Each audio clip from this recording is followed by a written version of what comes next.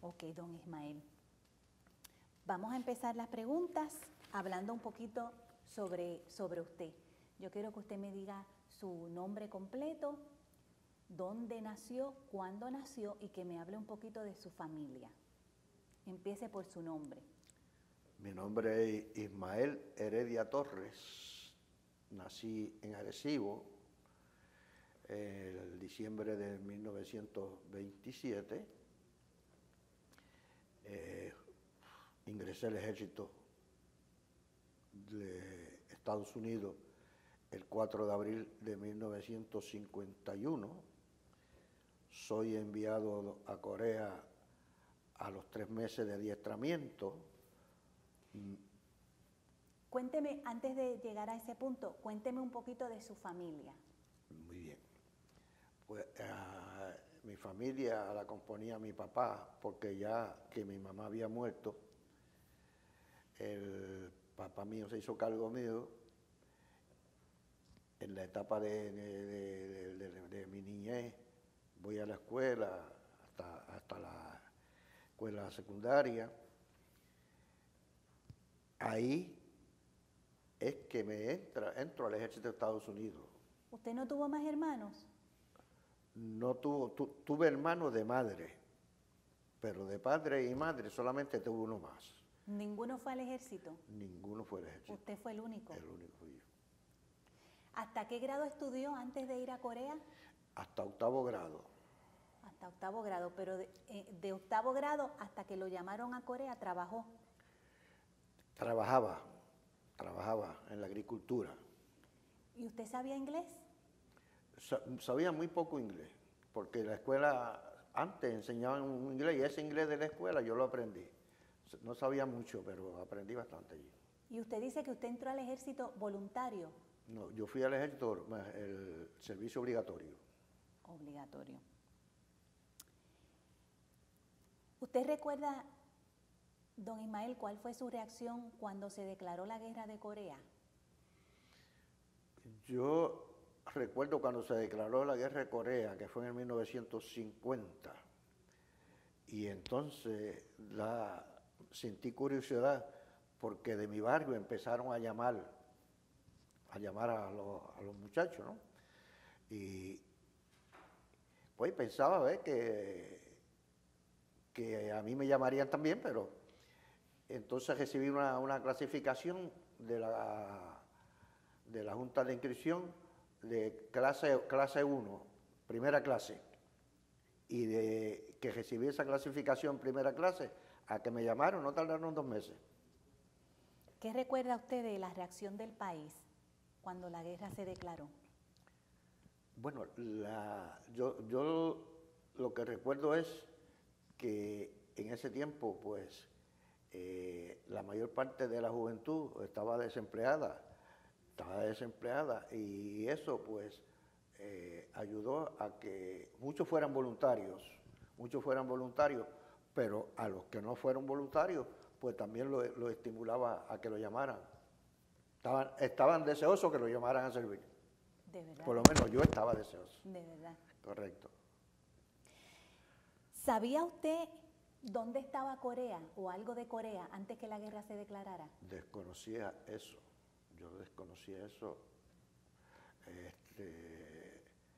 Si le digo algo, no sabía ni dónde era San Juan, porque yo soy de Arecibo, pero no, de un campo de Arecibo, ni casi venía al pueblo. Desconocía totalmente la geografía de los países.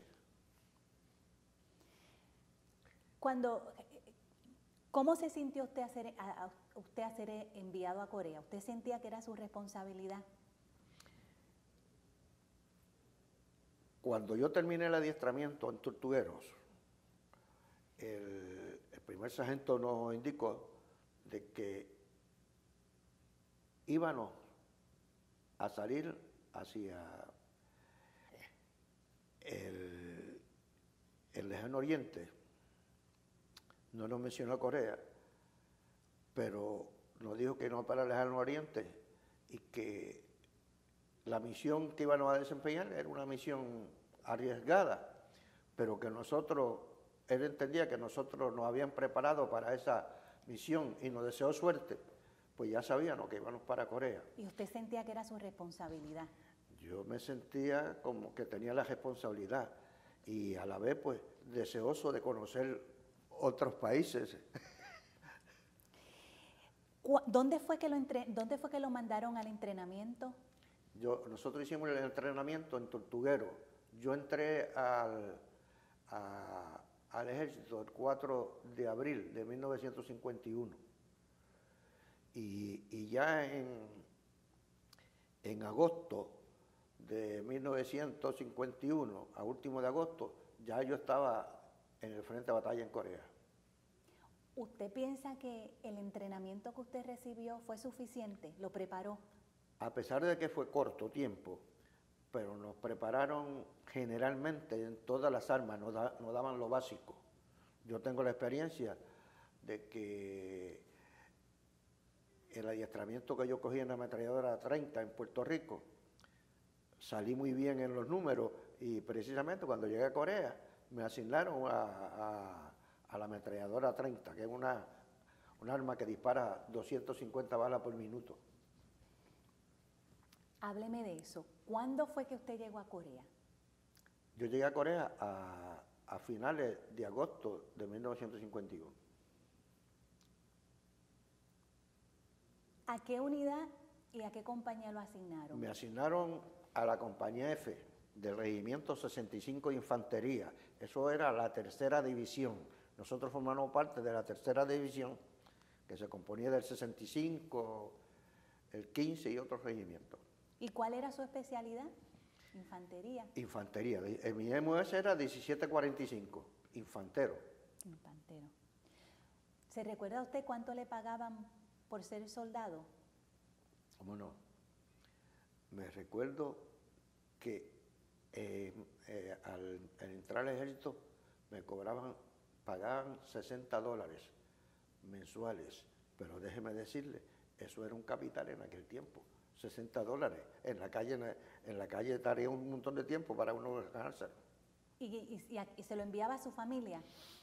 Además de la paga que me hacía, pues como el papá mío ya estaba poco mayor, pues dependía de mí y entonces le enviaban a él $90 mensuales, que eso era muy bueno, muy bueno.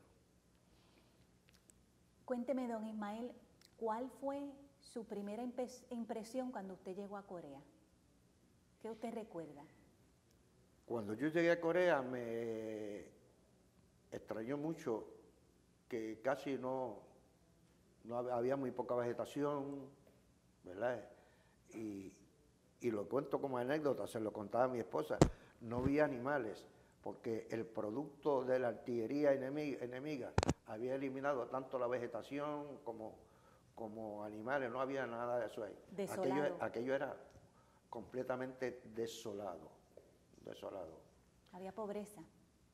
Sí, no, y había mucha pobreza y precisamente los efectos de la guerra se notaban porque la población estaba totalmente en situaciones caóticas. ¿A qué lugares usted fue en Corea? Yo, cuando fui de aquí para allá, desembarcamos en un desembarco que se puede llamar anfibio, en Incheon, porque el barco no llegó hasta el puerto, sino que desembarcamos en lancha y de lancha llegamos allí a Incheon. De ahí me trasladaron a Seúl y de Seúl inmediatamente nos trasladan al frente de batalla, que era en diferentes sitios, a todo lo largo, más arriba del paralelo 38. Fuimos nosotros. Específicamente tengo unos recuerdos cuando llegamos al frente de batalla. Me asignaron a mí a un puesto de observación, lo que llamaban Observation Post. Y estuvimos allí 2 días observando los movimientos de los chinos, ¿verdad? Comiendo raciones y esa cosa, porque no había comida caliente. A los 2 días nos relevan otro pelotón de ese Observation Post, y entonces pues nos fuimos a la compañía completa, a la compañía, y luego que almorzamos, nos dieron comida caliente, nos trataron muy bien, entonces nos dieron una misión más peligrosa, que era, en vez de Observation, nos enviaron a un Listening Post, que era escuchar el enemigo para transmitir a la compañía cómo se estaba batiendo el cobre, como le llamaban, el movimiento del enemigo. Y a las 10 de la noche aquello parecía un infierno. Los chinos gritando, artillería por todos lados, un regimiento chino completo atacando todo el frente de donde estaba el 65 Infantería, donde estaba la 3ª División. Hubo muchas bajas. Y entonces los que enviaron para el Listening Post eran los 9 hombres, entre ellos la ametralladora que estaba. No pudimos disparar, no pudimos nada, porque si disparamos nos descubren la posición y nos hubiesen liquidado.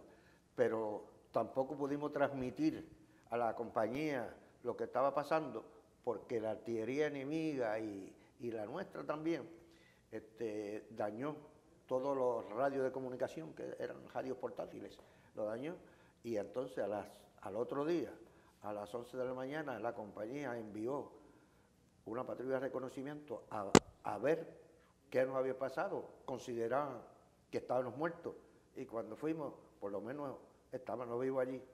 No podíamos informar a la compañía, ni podíamos retirarnos, porque no tenían los órdenes para eso, hasta que nos llegaron ellos en rescate. Eso se tardó horas. Correcto, sí. Bueno, los chinos empezaron a atacar a las 10 de la noche y se retiraron como a las 5 de la mañana, y entonces a las 11 de la mañana es que nos rescatan a nosotros. ¿Ustedes habrán visto el cielo abierto? Definitivamente le agradecemos a Dios que estamos vivos allí. Cuénteme, don Ismael, ¿cómo eran sus condiciones de vida en Corea? ¿Cómo era la comida? ¿Cómo dormían? ¿Sus uniformes? ¿Cómo eran sus condiciones de vida? Mire, cuando nosotros llegamos a Corea,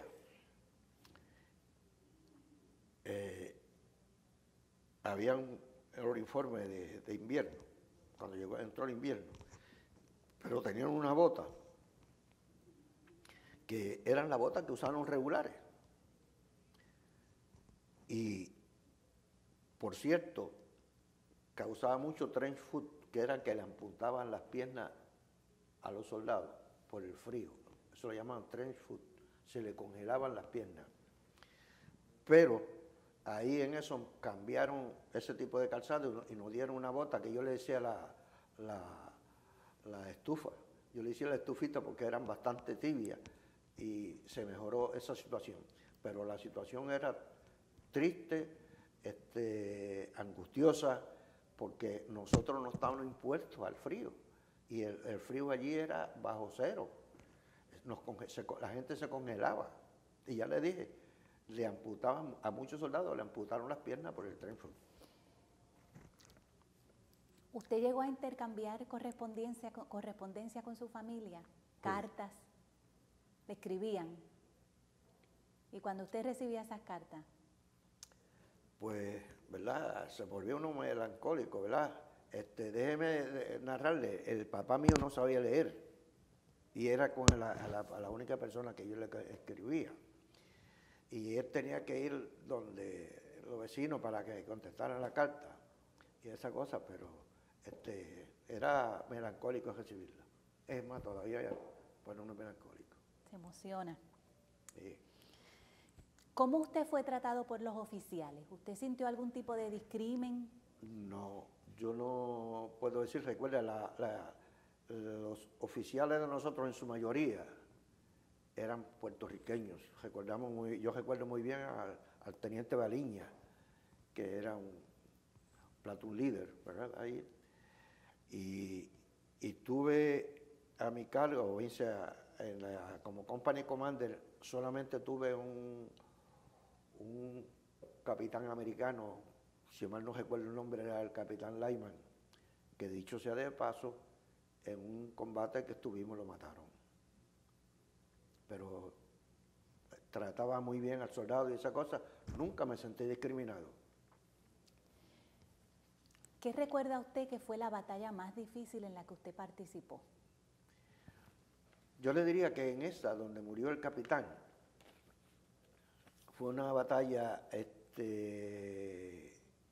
triste por dos cosas. Triste porque nosotros íbamos a recuperar un cerro que le llamaban el 223, pero había unas colinas más abajo que era el 167 y el 165. Se supone que el capitán se quedara conmigo con la ametralladora en el 167 antes de llegar al 223 para apoyar con fuego y coger el cerro. Sin embargo, pues por algo que pasó, pues los chinos nos interceptaron antes y nos hicieron una emboscada. Y entonces nosotros, la compañía, el pelotón, nos encejaron. Eso empezó como a las 12 de la noche y a las 4 de la mañana todavía estaban nosotros, que llegó refuerzo de nosotros hasta que hizo retroceder a los chinos. Allí hubieron muertos, unos cuantos muertos, heridos, entre ellos el company commander, que estaba al lado mío. Gracias a Dios, yo me tiré al piso como había que tirarse. Con la ametralladora no se puede disparar porque estaban alrededor de la tropa nuestra. Pero hubieron muchos muertos. Y entre ellos el capitán Lyman, que era por segunda vez, había sido herido en combate. ¿Usted fue herido en Corea? No, gracias a Dios no. ¿Por cuánto tiempo usted estuvo en Corea? 13 meses. ¿Cuándo fue que regresó? Yo regresé, yo llegué a Corea a último de agosto del 51 y regresé de Corea a último de septiembre del 52. ¿Llegó aquí a Puerto Rico directamente o lo mandaron a otro sitio? Sí, llegamos de Corea a Japón, de Japón a California, y de California lo enviaron a Camp Kilmer, y de Camp Kilmer lo enviaron a Puerto Rico. Cuando pisó tierra borinqueña. Eso era algo inolvidable.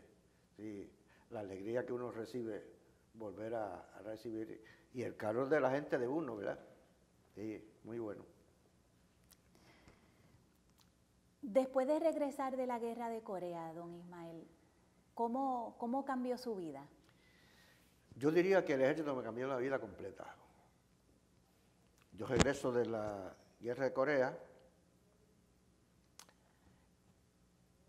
me asignan a Lossy Field, a Buchanan y luego a Lossy Field, pero cambió el estilo de vida que yo tenía antes, me sentía mejor. En eso, cuando regreso a Corea, conozco a mi esposa, la que está ahí, y nos comprometimos y esa cosa. Luego me echan a Alemania, y entonces cuando regreso a Alemania es que me caso con ella. Es ahí, y de ahí para adelante, pues la vida cambió totalmente. Yo diría que el ejército me ayudó muchísimo a muchas cosas, entre ellos a saber compartir, a saber apreciar la familia y a saber querer amar a su país. ¿Usted ha regresado a Corea? Estaba deseoso por regresar, pero no ha regresado. ¿Le gustaría? Me gustaría. ¿Qué sabe usted ahora de Corea del Sur? Bueno, la Corea del Sur ahora yo la he visto y me interesó verla, ha progresado muchísimo. No es lo que nosotros vimos, aquel país desolado que había allí, ahora no, ahora hay progreso. Después de tantos años, don Ismael, que han pasado de la guerra, ¿cuál es su opinión acerca de su participación en la guerra de Corea?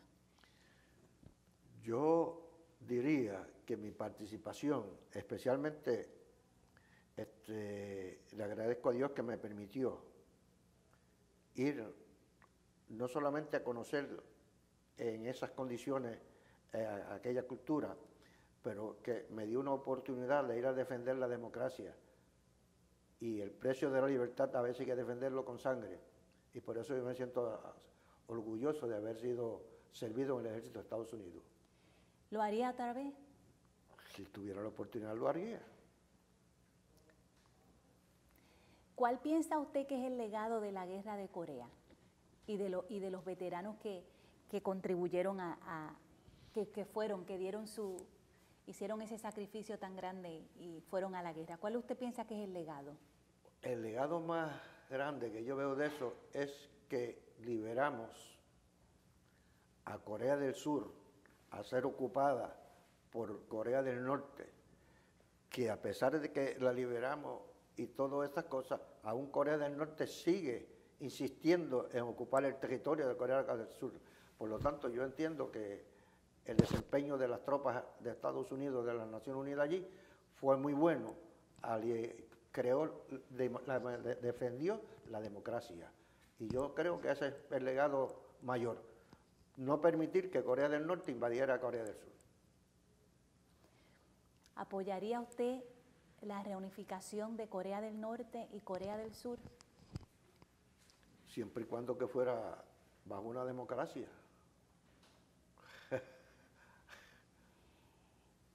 Ya estamos concluyendo la entrevista y yo le quisiera dar a usted los últimos minutitos de la entrevista, porque esta entrevista la van a ver muchas personas. Entre esas personas que van a ver la entrevista, van a ver personas que no saben nada de lo que pasó en Corea en los años 50, en la guerra de Corea.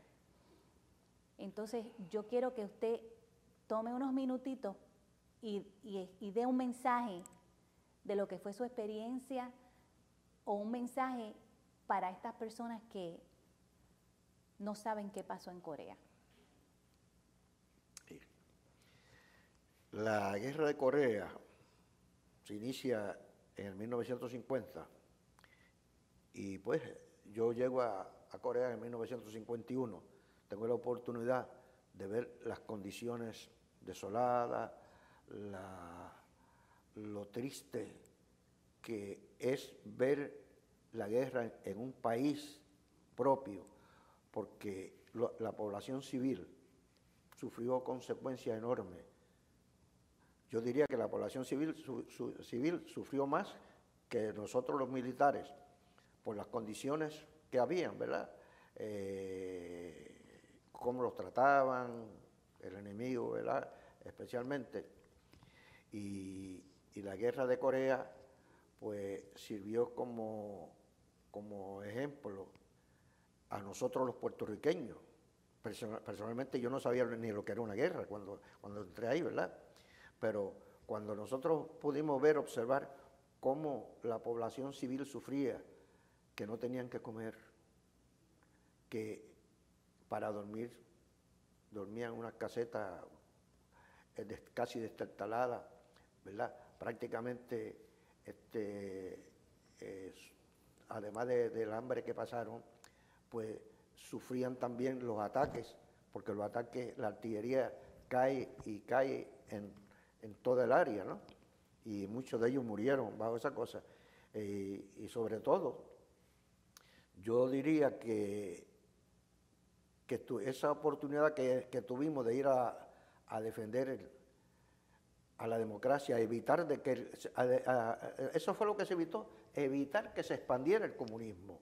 Y esa experiencia que tuvimos allí, yo creo que fue muy grandiosa, que a la vez sirvió de puente para cuando uno regresa a la vida civil, aprender otros hábitos, ¿verdad? Y aprendí una disciplina muy buena, muy beneficiosa para el desempeño que luego uno va a realizar en la vida civil.